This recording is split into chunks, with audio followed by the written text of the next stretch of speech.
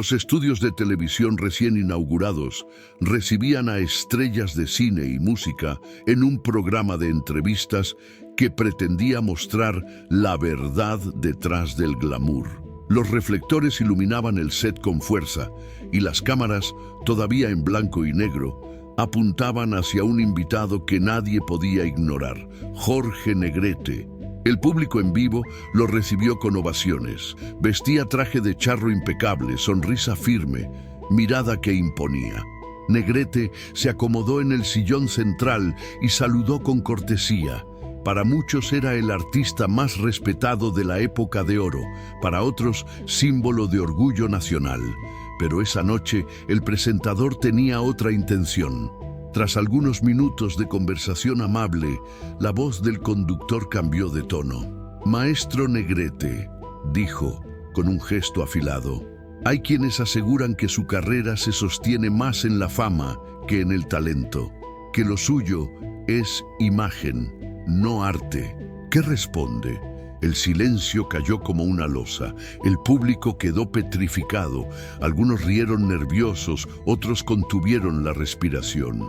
La acusación era dura, casi una provocación. Negrete, sin perder la compostura, levantó la mirada. Su voz grave resonó. La fama es un aplauso que se apaga en segundos. El talento es lo que queda cuando el eco muere. Si yo estuviera aquí solo por fama, ya me habrían olvidado. Estoy aquí porque mi voz viene del pueblo. El público explotó en aplausos. El presentador, sorprendido, intentó retomar el control, pero Negrete no había terminado. Usted dice que mi carrera es imagen. Yo digo que es disciplina, estudio y respeto. Fama tuve ayer y tendré mañana. Pero lo único que me sostiene es el talento que se trabaja todos los días. Las cámaras captaron cada palabra, cada gesto. El país entero escuchaba en vivo, y lo que parecía un ataque se convirtió en un manifiesto. Al terminar, el conductor apenas pudo sonreír con rigidez. El público, en cambio, se puso de pie. Esa noche, Jorge Negrete no solo defendió su carrera, defendió el valor del arte frente al oportunismo, y México nunca olvidaría ese instante. La entrevista había terminado, pero la tormenta apenas comenzaba. En las calles de la Ciudad de México, los cafés bullían con discusiones. Los que habían escuchado la transmisión en vivo no hablaban de otra cosa. ¿Oíste cómo lo acusaron? ¿Escuchaste cómo respondió Negrete? Al día siguiente, los periódicos amanecieron con titulares que ardían. Negrete enfrenta acusación en vivo, fama o talento. Excelsior. La respuesta del charro cantor deja sin palabras al presentador. El Universal. Las radios repitieron el fragmento de su respuesta una y otra vez. La fama es un aplauso que se apaga en segundos. El talento es lo que queda cuando el eco muere. Esa frase comenzó a circular como consigna. En mercados, cantinas y plazas, la gente la repetía con orgullo, como si fuera un corrido nuevo. Pero no todos lo defendieron. Algunos críticos de la capital aprovecharon la polémica para cuestionarlo. Negrete es imagen, no esencia, escribió un columnista en tono ácido. Su elegancia es parte del espectáculo, no del arte. La división era clara. El pueblo lo abrazaba con más fuerza que nunca, mientras ciertos sectores intelectuales lo atacaban con desdén. En Garibaldi, los mariachis organizaron serenatas espontáneas en su honor. Cantaban sus rancheras frente a las redacciones de periódicos críticos como protesta musical. ¡Que viva el talento!, gritaban, y los transeúntes se unían al coro. Mientras tanto, el presentador de la entrevista fue objeto de críticas y amenazas. Su intento de humillación había resultado contraproducente. La XEW recibió cientos de cartas exigiendo que pidiera disculpas públicas. Sin embargo, él se defendía diciendo: «Yo solo hice una pregunta. Fue Negrete quien decidió responder con teatro». En medio del alboroto, Jorge permanecía sereno. A sus amigos más cercanos les dijo: «No me interesa si me llaman ídolo o figura. Lo que me importa es que nadie dude de que he entregado mi vida al arte». Elena, una joven periodista cultural que había seguido la entrevista, escribió una columna distinta a las demás. Negrete no respondió al ataque con soberbia, sino con convicción. Lo acusaron de vivir de la fama y él devolvió una lección sobre el valor del trabajo, la disciplina y la voz que nace del pueblo. Esa noche, más que un actor o un cantante, se convirtió en maestro de dignidad. La columna fue compartida en tertulias y leída en voz alta en salones de clase. Para muchos, marcó la diferencia. La defensa de Negrete ya no era un acto personal, era un símbolo para todo aquel que alguna vez había sido acusado de no merecer lo que había ganado. La polémica, lejos de apagar su figura, lo elevó aún más. El pueblo lo veía como un hombre que no solo cantaba con voz poderosa, sino que sabía enfrentar la crítica con entereza. Y lo que nadie imaginaba era que el presentador, en su afán por recuperar credibilidad, planeaba un segundo encuentro que cambiaría aún más el destino de esta historia. Una semana después, la XW anunció un encuentro definitivo. El presentador, herido por las críticas, quería aclarar malentendidos. Los productores olían a récord de audiencia. La ciudad entera marcó la hora. En talleres, cocinas y cantinas se organizaron escuchas colectivas. Nadie quería perderse el momento. El set estaba distinto, menos floreros, más micrófonos. El presentador ensayaba su sonrisa frente al vidrio de cabina. Jorge, puntual, aguardaba en un camerino sin adornos. Llevaba traje sobrio, sin bordados ostentosos y una carpeta de cartón amarrada con listón. No parecía un duelo, parecía un trámite, pero la calma que lo envolvía era una calma con filo. «Buenas noches, México», abrió el conductor solemne. «Esta casa siempre ha sido espacio para la verdad. Maestro Negrete, gracias por volver. La verdad siempre encuentra puerta», respondió Jorge, tono grave, mirada fija. «Y cuando no, la empuja». El público en el estudio celebró con un aplauso breve. El presentador tomó aire, atacó. «Usted habló de talento y disciplina. Muchos dicen que detrás de esa palabra hay privilegios, contratos blindados, favores, puertas que no se abren para los demás. ¿Sigue sosteniendo que su carrera es mérito propio?» Jorge no se movió. Colocó la carpeta sobre la mesa, desató el listón y dejó ver recibos, cartas y una lista mecanografiada. «Yo sostengo que el talento se trabaja y que si el privilegio llega, se reparte. Aquí hay 15 cartas de músicos y 3 actrices a quienes, durante 5 años, pagué clases, médicos y renta. Sin cámaras, sin notas». La cabina se volvió una piedra. El presentador parpadeó. «¿Está diciendo que usted...?» «No digo, lo documento». Jorge giró los papeles hacia la cámara. «Y hoy no vengo a hablar de mí. Vengo a pedirle algo a esta casa. Que el tiempo estelar de esta noche se le entregue a voces que no han sido escuchadas». El conductor intentó recuperar terreno. «Nuestra audiencia sintonizó para verlo a usted y me está viendo cumplir con el arte. Abrir paso», cortó Jorge. «Detrás de ese telón hay 3 personas, un obrero tornero, una mesera de vecindad y un estudiante del conservatorio. Nadie conoce sus nombres. Si usted insiste en hablar de fama, yo quiero hablar de voz. Ponga los micrófonos allá». Se hizo un murmullo eléctrico. En cabina, un productor negó con la cabeza.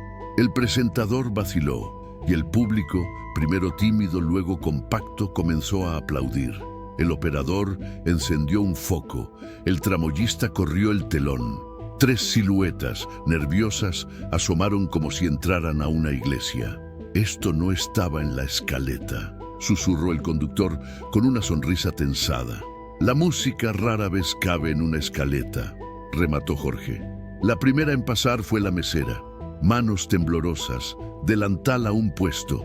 Cantó un bolero con voz pequeña que creció como lámpara en cuarto oscuro. No había proyección de teatro, había verdad de madrugada. La gente en el estudio se llevó la mano al pecho. Después, el obrero, un barítono áspero, metal en la garganta, luz en la mirada. Y al final, El estudiante. Técnica pulcra, fraseo elegante, miedo bien puesto. El presentador, superado por el momento, buscó cerrar con ironía. Hermoso gesto, maestro. ¿Y ahora nos cantará usted para recordarnos por qué es quien es? Jorge respiró. Dio un paso atrás. Su sombra quedó fuera del círculo de luz. Esta noche yo soy público, dijo. Si la fama sirve, es para subir escaleras y abrir cerrojos. Yo ya canté muchos años. Hoy le toca al país escucharse. Esa renuncia, sutil, rotunda, fue el giro. No hubo aguda sostenida ni alarde de charro. Hubo silencio. Un silencio que pesó como verdad. Luego, el estudio estalló en aplausos. La gente coreó los nombres de los desconocidos. El presentador, con el libreto sudado entre los dedos, entendió que la noche ya no le pertenecía. Detrás del vidrio, un operador había dejado grabando la cinta desde antes del programa. En ella quedó capturado un diálogo breve entre productores, minutos antes de salir al aire. Hoy lo arrinconamos, le lanzas la de fama otra vez y lo obligas a cantar. Y si no pica, pica. Los ídolos no sueltan el foco. La cinta salió del estudio en el bolsillo de una reportera joven, la misma que había defendido a Jorge en su columna. Al día siguiente publicó el audio y la medicina se volteó contra quien la preparó. No era Negrete quien necesitaba la fama, era el programa el que no sabía vivir sin ella. Al terminar la emisión, Jorge se acercó a los 3 invitados, les estrechó las manos, les dio la carpeta. Ahí hay nombres de maestros y médicos que les deben una clase. Díganles que los manda la XCW, sonrió de lado. Si se niegan, me buscan. La mesera lloró sin ruido. El barítono se cuadró como en taller. El estudiante, pálido, apenas pudo decir gracias. El presentador, ahora sí con humildad, pidió el micrófono. México, dijo tragando saliva. Esta casa le debe una disculpa al talento cuando lo usa para rating. Agradezco al maestro Negrete la lección. Abrimos convocatoria. Cada jueves. 3 voces nuevas. En horario estelar. El público se levantó como si acabara de escuchar un himno. Afuera, en la ciudad, radios de esquina a esquina repitieron la promesa. En Garibaldi, un mariachi viejo cerró los ojos y murmuró: hoy, la fama se sentó en la butaca. Tú que escuchas. El verdadero liderazgo en el arte se demuestra cantando más fuerte o sabiendo hacerse a un lado para que otros canten. Te leo en los comentarios, esta conversación también es tuya. Esa noche, México no vio a un ídolo defenderse con estruendo. Vio a un artista convertir una emboscada en plataforma. Y cuando el telón cayó, no cayó sobre un hombre, cayó sobre una forma de entender el espectáculo. La mañana siguiente, la Ciudad de México despertó con titulares incendiarios. Negrete calla con dignidad, tituló Excelsior. El charro cede el escenario a desconocidos, escribió El Universal. En las calles, los voceadores no daban abasto. La gente compraba periódicos como si fueran boletos para revivir la noche. Las cantinas servían de discusiones. Algunos veían en el gesto de Negrete una humillación al presentador. Otros lo consideraban una abdicación. Un ídolo no debe ceder el micrófono, decía un comerciante en Coyoacán. Un ídolo verdadero sabe cuándo abrir camino, respondía un mariachi en Garibaldi. La división se extendió. En barrios humildes, la decisión de darle voz a la mesera, al obrero y al estudiante fue celebrada como un triunfo del pueblo. En círculos de la élite, hubo quien lo acusó de teatralidad populista. La pregunta ardía, ¿era grandeza o era estrategia? El presentador, presionado por la ola de críticas, organizó una rueda de prensa.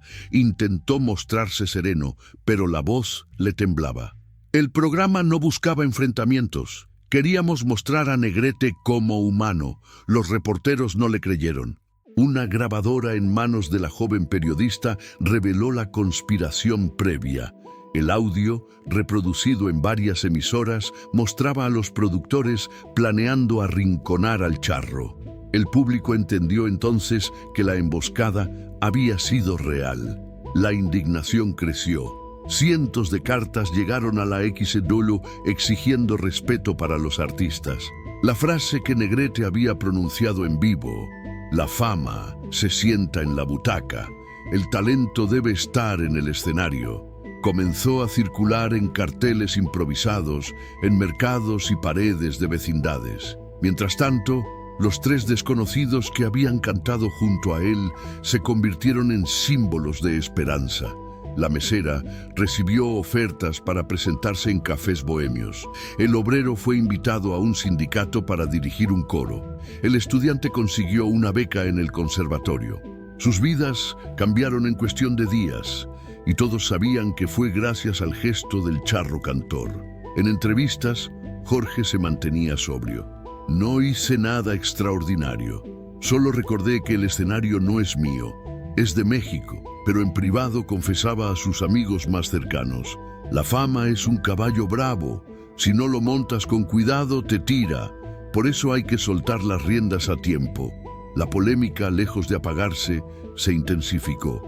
El país estaba dividido y la XCW, temerosa de perder credibilidad, se preparaba para dar un paso inesperado: dedicar un programa completo a nuevas voces, con Negrete como padrino. El presentador, obligado por la presión, aceptó participar, pero en su interior ardía un rencor que pronto volvería a encender la llama del conflicto. La XCW no tuvo opción. El escándalo era demasiado grande y la presión del público imparable. Así nació La Voz del Pueblo, un programa semanal en horario estelar donde cualquier persona podía cantar. Los productores lo presentaban como un gesto de apertura, pero todos sabían que había sido una concesión obligada por lo ocurrido con Negrete. Jorge aceptó ser padrino del primer episodio. Llegó puntual, con traje de charro sencillo, y saludó a los participantes como iguales. No había cámaras encendidas aún cuando les dijo: "No están aquí para ser comparados conmigo ni con nadie. Están aquí porque su voz también merece ser escuchada". El presentador, en cambio, no podía ocultar su incomodidad. Había pasado de ser figura central a estar en la sombra del escándalo. Sus ojos lo delataban.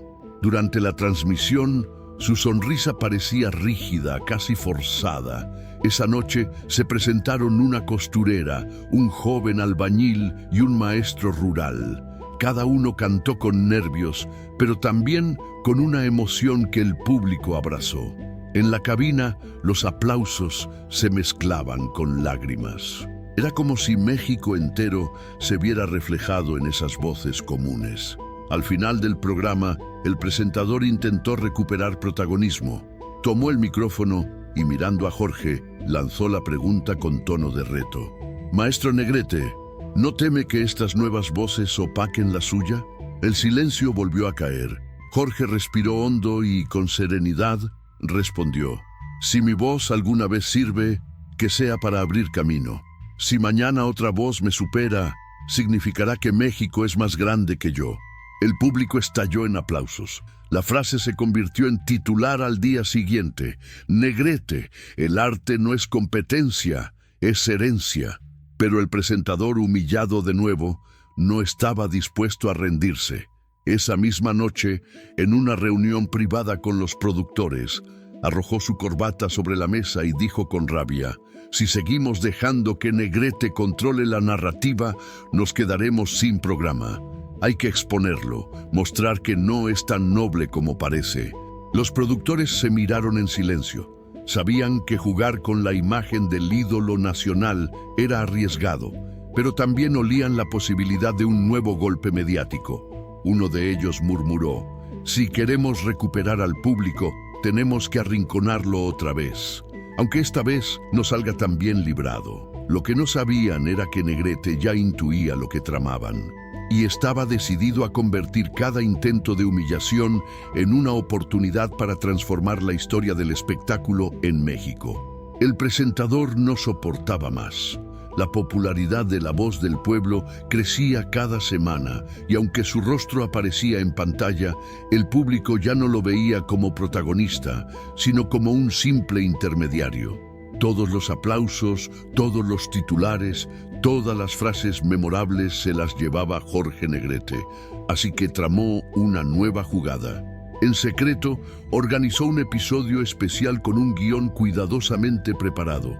Después de que cantaran los concursantes, enfrentaría a Jorge con un archivo que, según él, revelaría su verdadera cara. La noche llegó. El teatro estaba abarrotado, los radios en todo el país sintonizados. Tras las presentaciones, el conductor tomó el micrófono con gesto solemne. «México merece transparencia», dijo. «Y esta noche vamos a saber si el señor Jorge Negrete realmente vive lo que predica». Un asistente le entregó una carpeta. El público murmuraba inquieto. El presentador abrió el documento y leyó en voz alta: «Contrato exclusivo con beneficios especiales, cláusulas de trato preferencial, sumas millonarias». Alzó la mirada con triunfalismo. «¿Qué dice ahora, maestro? ¿No es esto prueba de que la fama lo sostiene más que el talento?» La tensión cortaba el aire. Jorge no se movió. Dejó que el murmullo creciera, que los ojos lo escrutaran. Luego, con calma, pidió el documento. Lo revisó y sonrió con ironía. «Sí, este es mi contrato», pero parece que olvidó leer la última página. Sacó una hoja que estaba doblada al final del expediente y la mostró a las cámaras. Era una lista de nombres: músicos, coristas, técnicos, todos con porcentajes de pago adicionales, asegurados gracias a cláusulas que él mismo había exigido. «¿Saben qué significa esto?», preguntó mirando al público. «Que cada vez que yo cobro, ellos también reciben lo que merecen. Y si mi contrato parece grande, es porque mi obligación con ellos también lo es». Un aplauso espontáneo estalló en el público. El presentador palideció. Jorge continuó: «Usted quería exponerme como alguien que se alimenta de la fama. Pues hoy expongo que la fama no vale nada si no se comparte con quienes hacen posible que exista». La ovación fue ensordecedora. Algunos espectadores se pusieron de pie, otros gritaban su nombre. El conductor intentó reaccionar, pero los abucheos lo silenciaron. En cabina, los productores se miraban incrédulos. Una vez más, la supuesta emboscada se había convertido en una victoria moral para Negrete. Esa noche, al salir del teatro, la multitud rodeó su coche. No pedían autógrafos ni fotos, pedían consejo. «Maestro, enséñenos a defendernos como usted lo hace», gritaba un joven estudiante. «Usted nos da dignidad», clamaba una mujer con lágrimas en los ojos. Negrete levantó la mano en señal de gratitud. No necesitaba más palabras. Sabía que lo que había comenzado como un ataque personal se había transformado en un movimiento colectivo. El arte como resistencia, la música como herencia, la fama como simple herramienta. Pero también sabía que quedaba un último paso, algo que sellaría para siempre la lección que aquella generación y las futuras recordarían. La tensión entre Jorge Negrete y el presentador había llegado a un punto insostenible. El conductor, desacreditado en la prensa y señalado en la calle, buscaba desesperadamente salvar su reputación. Los productores, presionados por la audiencia, propusieron un último programa. Un especial en el Palacio de Bellas Artes, con orquesta en vivo y transmisión nacional. La noche del evento, la sala estaba repleta. Asistieron políticos, intelectuales, estudiantes, campesinos invitados por sindicatos y hasta mariachis que habían viajado desde Jalisco solo para verlo cantar. Afuera, miles de personas se agolpaban frente a altavoces. No era un espectáculo, era un juicio público. El presentador abrió la función con un discurso forzado, intentando recuperar autoridad. México está aquí para ver si la fama es más fuerte que el talento. Pero apenas terminó, los abucheos lo callaron. El público no quería discursos, querían escuchar a Jorge. Negrete entró al escenario con un porte imponente, pero esa noche No vestía el traje bordado de charro. Llevaba un atuendo sobrio, casi austero, como si quisiera borrar todo ornamento. Se acercó al micrófono y habló con calma. Mucho se ha dicho de mí estas semanas, que soy fama, que soy imagen, que soy privilegio, pero esta noche no voy a defenderme. Esta noche voy a cantar con México. En ese momento, el telón se abrió y aparecieron docenas de personas. Mariachis humildes, obreros, estudiantes, amas de casa, niños de coros comunitarios, todos invitados personalmente por él. La orquesta comenzó a tocar y la sala entera se transformó en un coro monumental. Negrete no cantó solo, compartió cada estrofa con aquellas voces. Algunas desafinaban, otras temblaban de nervios, pero todas juntas construían un sonido que estremecía. Bellas Artes retumbaba con un México plural, vivo, auténtico. Al final, Jorge bajó el micrófono y dijo: «Un solo hombre no merece la corona del canto. La corona es del pueblo. Yo solo soy su intérprete». El público se levantó como un solo cuerpo. Ovaciones, gritos, lágrimas. Nadie pidió otra canción. El mensaje había sido suficiente.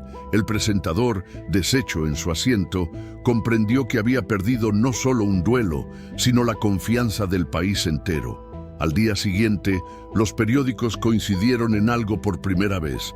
Negrete entrega la corona al pueblo en Bellas Artes. El eco de esa noche se convirtió en mito. Décadas después, viejos asistentes contaban a sus nietos cómo el charro cantor prefirió compartir la gloria en lugar de defenderla. La gente ya no recordaba al presentador. Su nombre se borró con el tiempo, pero las palabras de Jorge siguieron vivas. La fama se apaga, el talento se hereda, la voz siempre será del pueblo. Ese fue su verdadero legado. Demostrar que la grandeza no estaba en la fama ni en el poder, sino en saber ceder el escenario para que el pueblo también cantara.